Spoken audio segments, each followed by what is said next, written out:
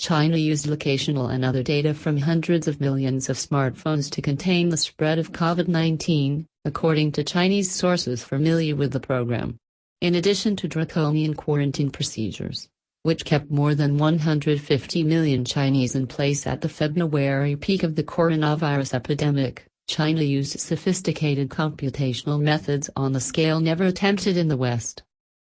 With more than 80,000 cases registered, China reported only 126 new cases yesterday, compared to 851 in South Korea and 835 in Iran, out of a total of 1,969 new cases worldwide. Chinese sources emphasize that the artificial intelligence initiative supplemented basic public health measures, which centered on quarantines and aggressive efforts to convince Chinese citizens to change their behavior. Chinese government algorithms can estimate the probability that a given neighborhood or even an individual has exposure to COVID-19 by matching the location of smartphones to known locations of infected individuals or groups.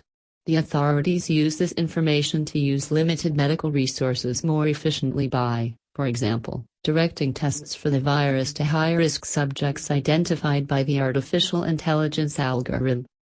All smartphones with enabled GPS give telecom providers a precise record of the user's itinerary. Smartphone users in the United States and Europe can access their own data, but privacy laws prevent the government from collecting this data. China has no such privacy constraints, and telecom providers have used locational data for years for advertising. A Chinese bank executive reports that his company purchases locational data from telecom providers. If you have walked by an auto dealership 3 times in the last few weeks, we send you a text advertising an auto loan, the executive said. We wouldn't be allowed to do that in the West.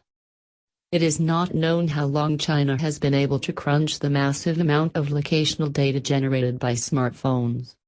In 2015 I toured Huawei's headquarters in Shenzhen, and saw a 12 by 12-foot map of Guangzhou City with countless small lights.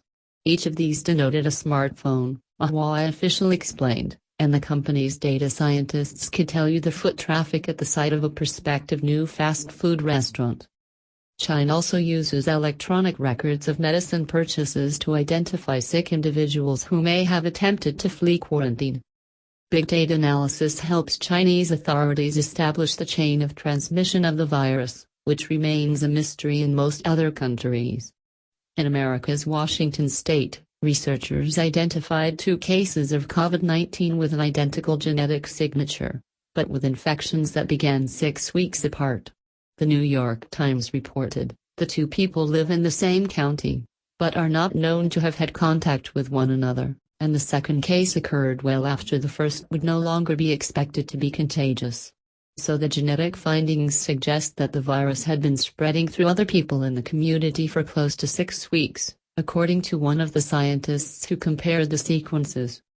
China would have analyzed where the infected individuals had been during that 6-week interval and identify all the possible points of intersection, and then require tests of all the possible intermediate carriers of the virus.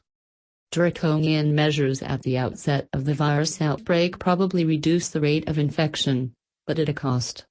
When the city of Wuhan emerged as the epicenter of the epidemic, the Chinese authorities knew that their supplies of test kits, medicines and above all oxygen, the life-saving treatment for severe pneumonia cases, were inadequate to meet the sudden demand. By cordoning off Wuhan, the Beijing government accepted a high death rate in that city. In the United States, a knowledgeable Chinese source commented, every one of the critically ill patients in Wuhan would have had a medical malpractice lawyer. China's apparent success in containing COVID-19 may not be matched by Western countries that lack the political controls as well as the access to individuals' personal data.